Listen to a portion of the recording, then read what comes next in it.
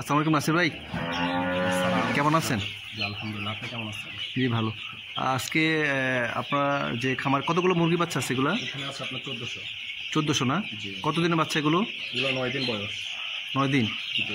কতদিনে এটা প্রোডাকশনে যাবেন আপনি? মানে আমার এটা 32 থেকে 33 দিন আমরা সেল করে দিই। 32 থেকে 33 দিনে না?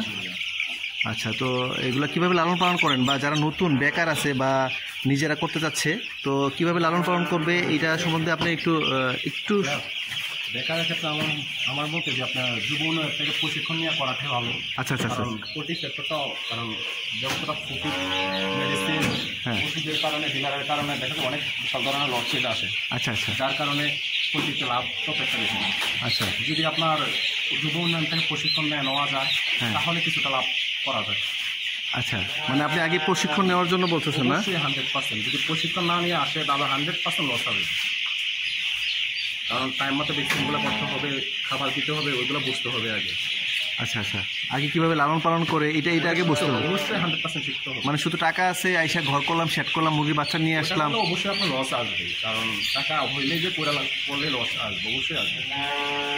আগে কিভাবে লালন পালন করে এটা আগে শিখতে হবে। সবার আগে সোনালি করতে হবে। যদি সোনালি করতে পারে, কারণ ওটার মডেল একটু কম, সোনালি কক মুরগাগুলো যেটাকে বলে। আচ্ছা আচ্ছা, ওটার মডেল একটু কম, ওইটা করলে হয়তো একটু সময় নেওয়া যায়। আর ব্রয়লারের ক্ষেত্রে আপনার দ্রুত স্টক করা লাগে, গরমের কারণে, তাপমাত্রার কারণে ওটা কন্ট্রোলে রাখা লাগে। আচ্ছা আচ্ছা, মানে তাপমাত্রার সাথে তার একটা ভালো একটা। আচ্ছা আচ্ছা, মানে আপনি তাহলে যুবন থেকে 1 নম্বর প্রশিক্ষণের কথা বললেন, আর কি করা উচিত? আর যদি পাশে কারো খামার থাকে ওনার সাথে পরামর্শ 100% নিতে হবে। হ্যাঁ হ্যাঁ, এই যে ঠিক আছে, আশেপাশে সবার থাকলে ওনাদের কাছে যোগাযোগ করে। হ্যাঁ অবশ্যই।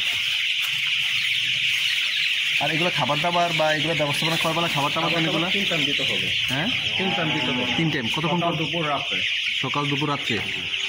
আচ্ছা, আর এখন তো শীত আসতেছে, শীতের জন্য আপনারা কি করতেছেন এগুলা? শীতের জন্য তাপমাত্রাটা কন্ট্রোল রাখতে হবে 100%, যাতে ওই পরিমাণে মানে ঠান্ডা না লাগে বা গরম না লাগে। তো ঠান্ডা যদি না লাগে এটার জন্য কি করেন, আপনার কোন স্টেপটা নিচ্ছেন?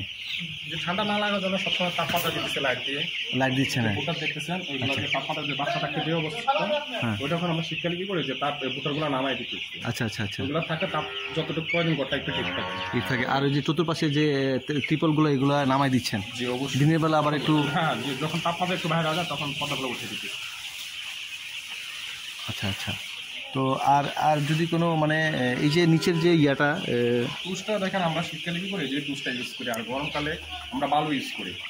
আচ্ছা আচ্ছা ইউজ আচ্ছা করার কারণ হলো তাপমাত্রা যখন বেশি থাকে বালু তো অনেক ঠান্ডা থাকে ব্রয়লার মুরগির ক্ষেত্রে। আচ্ছা কারণ বালু তো অনেকে করে না, কারণ আমাদের থেকে অনেক বালুর জন্য বুঝতে আসে যে বালুতে পড়লে কি হয়, সুবিধাটা কি।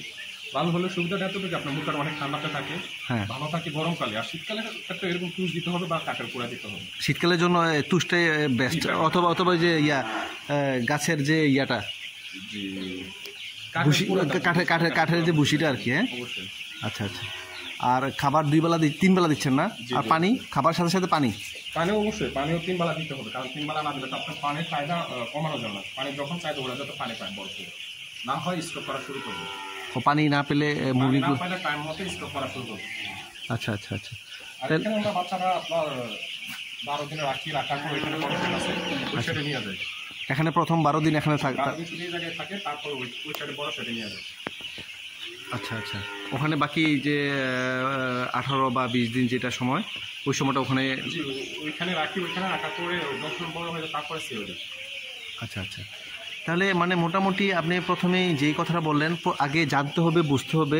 অবশ্যই 100%। কারণ আপনি যদি একটা জিনিসের ব্যাপারে না জানেন, আইসে আপনার খামারের যে লস ওটা আপনি বলবেন না। আপনার তো এই ব্যাপারে অভিজ্ঞতা নাই, আগে শিখতে হবে, জানতে হবে, তারপর এই সেক্টরে আসতে হবে। আপনি পড়ালেখা না করে যদি পরীক্ষা করে ফেল করেন, এছাড়া তো আপনি শিক্ষক বুঝতে কোনো ফায়দা হবে না। ফায়দা হবে না। তাই আসলে আগে আগে আগে আগে খামার সম্বন্ধে জানতে হবে, কীভাবে লালন পালন করে, তারপরে সে আসলে এইটাই সবচেয়ে বড় একটা কথা বলছেন, এটাই ফলো করা উচিত। আর খাবার কি খাবার খাওয়াচ্ছেন আপনারা? এই যে ফিডগুলো কিসের? হ্যাঁ, সিপি। আচ্ছা আচ্ছা আচ্ছা, এগুলো কীরকম? 1200 মুরগির জন্য কত কেজি লাগে? 1400 মুরগি আছে এখানে, 1400 মুরগির জন্য 3 টনের মতন খাবার লাগে। 3 টন টোটাল? 60 বস্তা খাবার লাগে, 60-65 বস্তা খাবার লাগে 32 থেকে 33 দিনের মধ্যে। 32 থেকে 33 দিনের মধ্যে 60 বস্তা খাবার লাগে না? এক বস্তা কত খাবার এখন? যখন 3250 টাকা। 3250। আগে কত ছিল এটা আগে খাবার? আগে এটা 3350 টাকা ছিল অনেক, এখন একটু কমছে। এখন কমছে? জি জি, 3250 টাকা নিয়ে আসছে। কতদিনের মধ্যে কমছে, মাসখানেকের মধ্যে না? এটা কমছে যাচ্ছে 2 মাসের মতন হয়েছে। কিন্তু আচ্ছা আচ্ছা আচ্ছা, এখন তাহলে মোটামুটি খামারিরা কিছুটা যে লাভের মধ্যে একবার যদি আপনি একটা বুঝা মানে প্রশিক্ষণটা করা যায় তারপরে লাভের মধ্যে, কারণ যদি মুরগি মারা যায় মর্টালিটি আসে তাহলে ওইটা লস 100% না। আচ্ছা আচ্ছা আচ্ছা।